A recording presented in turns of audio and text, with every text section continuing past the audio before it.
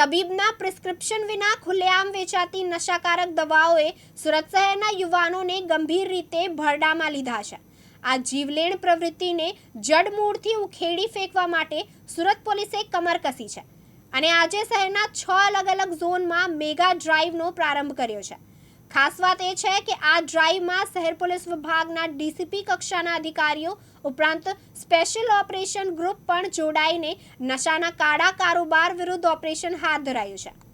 6 દિવસ પૂર્વે રાજ્ય મોનિટરિંગ સેલની ટીમે ગોડાદરા વિસ્તારમાં આવેલી માનસરોવર સોસાયટીમાંથી ₹3.44 લાખની કિંમતની 1912 કોડીન સિરપની બોટલો જપ્ત કરી 2 ઇસમોને વોન્ટેડ જાહેર કર્યા હતા। આ ઘટનાએ સુરત પોલીસની કામગીરી પર સવાલો ઊભા કર્યા હતા અને નશાકારક દવાઓના વેચાણની ગંભીરતા છતી કરી હતી।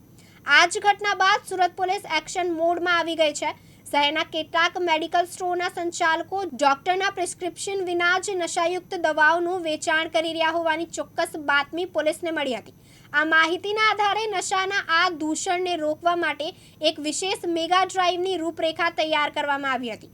આ ડ્રાઈવ અંતર્ગત સુરત શહેરના તમામ 6 પોલીસ ઝોનમાં પોલીસની ખાસ ટીમો અને એસઓજીના જવાનો દ્વારા મેડિકલ સ્ટોર્સ પર આકસ્મિક દરોડા પાડવામાં આવી રહ્યા છે।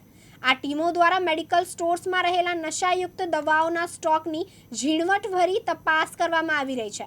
વેચાણના રેકોર્ડ, સ્ટોક રજિસ્ટર અને પ્રિસ્ક્રિપ્શનની ચકાસણી પર વિશેષ ધ્યાન કેન્દ્રિત કરવામાં આવી રહ્યું છે।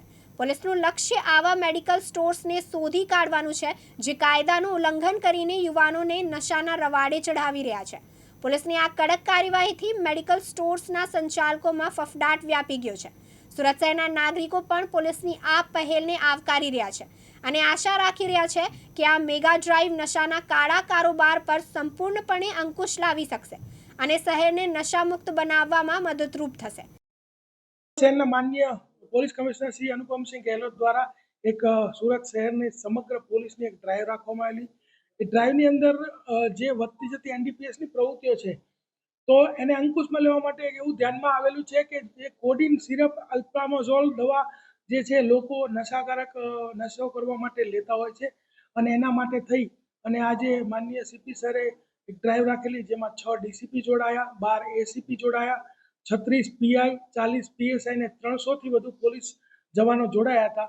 સમગ્ર સિટીની અંદર એક સાથે એસઓજી અને ઝોનની તમામ ટીમો એક સાથે કાર્યવાહી કરી અને ટોટલ 333 જે સ્થળો છે મેડિકલ સ્ટોર એની અંદર સરપ્રાઇઝ ચેકિંગ હાથ ધરવામાં આવ્યું અને એ લોકોને સખતમાં સખત શબ્દોમાં કહેવામાં આવ્યું કે જે કોડીન સિરપ અને જે અલ્પ્રામોઝોલ જે દવાઓ જે કંઈ પ્રતિબંધિત દવાઓ છે એને કોઈ પણ રીતે ગેરકાયદેસર રીતે પ્રિસ્ક્રિપ્શન વગર અથવા તો વધુ માત્રામાં મંગાવીને વધુ જથ્થો જો કોઈને આપશે તો એ દવાના દુકાનદારો વિરુદ્ધમાં ફૂડ એન્ડ ડ્રગ્સ એક્ટ અને એનડીપીએસ એક્ટ મુજબ કાર્યવાહી કરવામાં આવશે અને આ એમને એક સાથે ડ્રાઈવ કરીને ચેતવણી આપવામાં આવેલ છે અને હવેથી ખાનગી બાતમીદારો દ્વારા વોચ રાખવામાં આવશે અને જો હવે કોઈ પકડાશે તો એના ઉપર સખત કાર્યવાહી કરવામાં આવશે। આ કાર્યવાહી દરમિયાનમાં અમરોલી પોલીસને એક 15 કોડીનની બોટલ મળી, અલ્પ્રામોઝોલ ટેબ્લેટ 5 મળી અને ફૂડ એન્ડ ડ્રગ્સના અધિકારી દ્વારા એમને નોટિસ આપીને એના દંડનીય કાર્યવાહી કરવામાં આવે છે। તે ઉપરાંત એસઓજી દ્વારા પુણા પોલીસ સ્ટેશનમાં આશાપુરા મેડિકલ સ્ટોરની અંદર 93 બોટલ જે કોડીનની મળેલ છે અને એને ટ્રેપ કરીને પકડવામાં આવેલ છે। ફૂડ એન્ડ ડ્રગ દ્વારા કાર્યવાહી ચાલુમાં છે। અત્યાર સુધીમાં આવા 45 કેસો કરવામાં આવેલા છે અને જેના પણ કેસો કરવામાં આવ્યા છે એના તમામ ફૂડ એન્ડ ડ્રગ્સ દ્વારા લાયસન્સો રદ કરવામાં આવેલા છે। પરંતુ હવે આ કાર્યવાહી વધુ સખત બનશે। માત્ર લાયસન્સ રદ કરવાથી વાત પતી નહીં જાય, એમના વિરુદ્ધમાં એનડીપીએસ એક્ટ તેમજ ફૂડ એન્ડ ડ્રગ્સ એક્ટ જે છે એના વિરુદ્ધ કાર્યવાહી કરવામાં આવશે। કોડીન સિરપ શું છે એના પર પ્રતિબંધ જે મૂકવામાં આવ્યો છે એ લઈને શું કાર્યવાહી અત્યાર સુધીમાં આગળ શું કાર્યવાહી કરવામાં આવી? કોડીન સિરપ છે એ કફ સિરપ તરીકે યુઝ થાય છે પરંતુ એ હાઈલી પ્રિસ્ક્રાઇબ્ડ દવાની અંદર આવે છે એટલે એને પ્રિસ્ક્રિપ્શન વગર કોઈ વેચી ન શકે। તો જો કોડીન સિરપનો યુઝ લોકો નશા કરવા માટે કરતા હોય છે તો પ્રિસ્ક્રિપ્શન વગર જો કોઈ વેચે તો ઇનડાયરેક્ટલી એ લોકો નશાને બળ આપે છે એટલે એના ઉપર સખતમાં સખત કાર્યવાહી કરવામાં આવશે।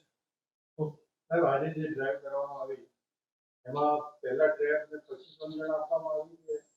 ડ્રાઈવ જે કરવામાં આવી મુખ્ય આજે હેતુ જે છે સમજણ આપવાનો હતો એટલે એક સાથે તમામ જગ્યાએ સરપ્રાઇઝ ચેકિંગ કરવામાં આવ્યું અને 1-2 સ્થળે એની ટ્રેપ કરવામાં આવી એટલે ઉદાહરણરૂપ કાર્યવાહી કરવા માટે। પરંતુ હવેથી આગળ NDPS એક્ટ મુજબ કાર્યવાહી કરવામાં આવશે. યાસીન દારા, દિવ્યાંગ ન્યૂઝ, સુરત.